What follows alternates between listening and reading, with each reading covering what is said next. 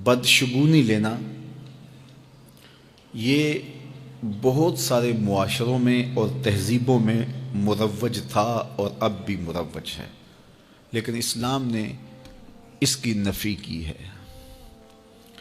بدشگونی کیا ہے؟ کسی دن کو، کسی جگہ کو، کسی شخص کو منحوس خیال کرنا۔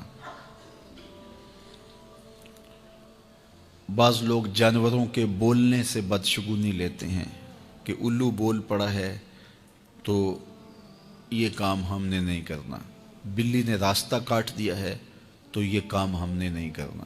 اسی طرح بعض اشخاص کو منحوس خیال کیا جاتا ہے کہ بعض لوگ منحوس ہیں۔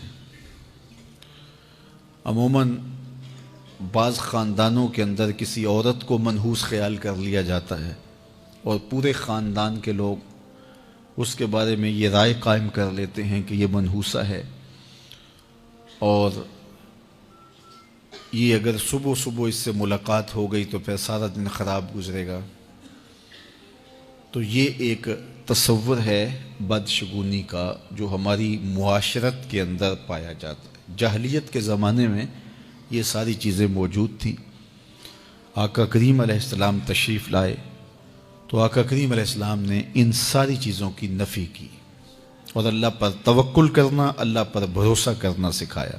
علماء کی صحبت میں بیٹھنے والے لوگ کافی حد تک ان چیزوں سے بچے رہتے ہیں۔ عام لوگوں کی زندگیوں کے اندر یہ چیزیں موجود ہوتی ہیں۔ جاہل پیروں، ملنگوں اور یہ بنگیوں چرسیوں کے پاس بیٹھنے والے لوگوں کے اندر تو کوٹ کوٹ کے یہ ہندوانہ چیزیں رچی بسی ہوتی ہیں۔ اس لیے ہمیں شریعت بیضاء کے مطابق ہی اپنی زندگی گزارنی چاہیے اور اپنے نظریات شریعت سے ہی لینے چاہیے۔ اہل علم کی صحبت میں بیٹھنے سے نور ملتا ہے اور حقیقی رستہ نصیب ہوتا ہے۔ تو کسی کو منحوس قرار دے دینا یہ ہماری اپنی اختراع ہوتی ہے، ہمارا اپنا وسوسہ باطن ہوتا ہے۔ حضور نے ارشاد فرمایا ایک تو متعدی مرض نہیں ہے کہ اگر میں اس کے پاس بیٹھا تو یہ مرض مجھے اس سے لگ جائے گی۔ دوسری بات ارشاد فرمائی ولا حامتا، الو کا بولنا کوئی معنی نہیں رکھتا، اس کی آواز کوئی معنی نہیں رکھتی۔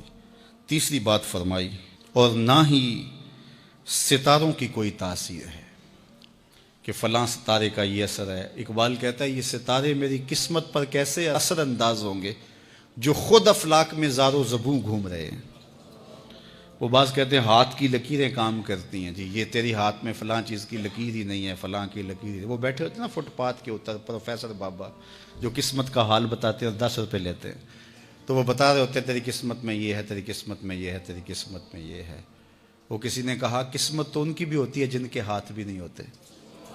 تو یہ لکیروں میں قسمت کو تلاش نہیں کیا جا سکتا۔ جب بچہ شکم مادر میں 120 دن کا ہوتا ہے، صحیح حدیث میں آتا ہے، فرشتہ اس کی عمر بھی لکھ جاتا ہے، اس کا رزق بھی لکھ جاتا ہے، اس کا شقی و سعید بھی ہونا لکھ جاتا ہے۔ لکھ دیا گیا، قلم اٹھا لیے گئے اور صحیفے خشک ہو گئے، اب کوئی نہیں لکھا جائے گا۔ تو جو شکم مادر میں لکھا گیا۔ اور چوتھی بات اللہ کے محبوب نے فرمایا کہ سفر کچھ نہیں ہے۔ یعنی کچھ لوگ کہتے ہیں یہ جو سفر کا مہینہ ہے یہ بہت ہی سخت مہینہ ہوتا ہے اور ان دنوں کے اندر سفر نہیں کرنا چاہیے، ان دنوں کے اندر شادی نہیں کرنی چاہیے، ان دنوں کے اندر اگر شادی کی جائے تو وہ شادی کامیاب نہیں ہوتی، اس لیے کہ یہ مہینہ منحوس ہے۔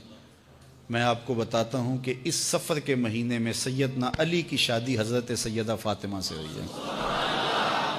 بتاؤ اس سے کامیاب کوئی شادی ہو سکتی ہے؟ کوئی کہتے ہیں جی اس مہینے میں اگر شادی ہو تو اولاد نہیں ہوتی۔ حضرت علی اور سیدہ فاطمہ کی شادی ہوئی ہے، حسن اور حسین پیدا ہوئے ہیں، ایسے کوئی بیٹے تو لاؤ زمانے میں۔ حضرت زینب رضی اللہ تعالی عنہا اور حضور کی شادی ماہ صفر المظفر میں ہوئی ہے۔ اس لیے ہمارے علماء اس کو خالی سفر کا مہینہ بولنے کے بجائے صفر الخیر یا صفر المظفر کے نام سے پکارتے ہیں، یعنی کامیابی کا مہینہ، خیر کا مہینہ۔ تو یہ محض لوگوں کی اختراعات ہیں۔ تو جس طرح باقی مہینوں میں شادی کرنے میں کوئی حرج نہیں، تو سفر کے مہینے میں بھی شادی کرنے میں کوئی حرج نہیں، آقا کریم نے فرمایا یہ بدشگونی لینا یہ شرک ہے، اللہ کے توکل کے منافی بات ہے۔ اس لیے جاہل لوگوں کا کام ہے کہ لوگوں کو اوہام میں وسوسوں میں مبتلا رکھیں، ضعیف الاعتقادی قائم رہے تاکہ کچھ لوگوں کا کام چلتا رہے، لیکن اللہ کے محبوب جو دین لے کر آئے اس میں اس کو علامت شرک بتایا گیا۔ یہ جو بدشگونی ہے یہ فرمایا تمہارے اندر کا وسوسہ ہے، اور جب کوئی بندہ اندر سے ضعیف الاعتقاد ہوتا ہے تو پھر یہ چیزیں اسے پیش آتی رہتی ہیں، اس کو یہ سمجھتا ہے ہاں اسی وجہ سے ہو رہا ہے۔ تو یہ چیزیں انسان کی زندگی پر بہت زیادہ اثر انداز ہوتی۔ اللہ مجھے آپ کو اپنی رحمتوں کے حصار میں رکھے۔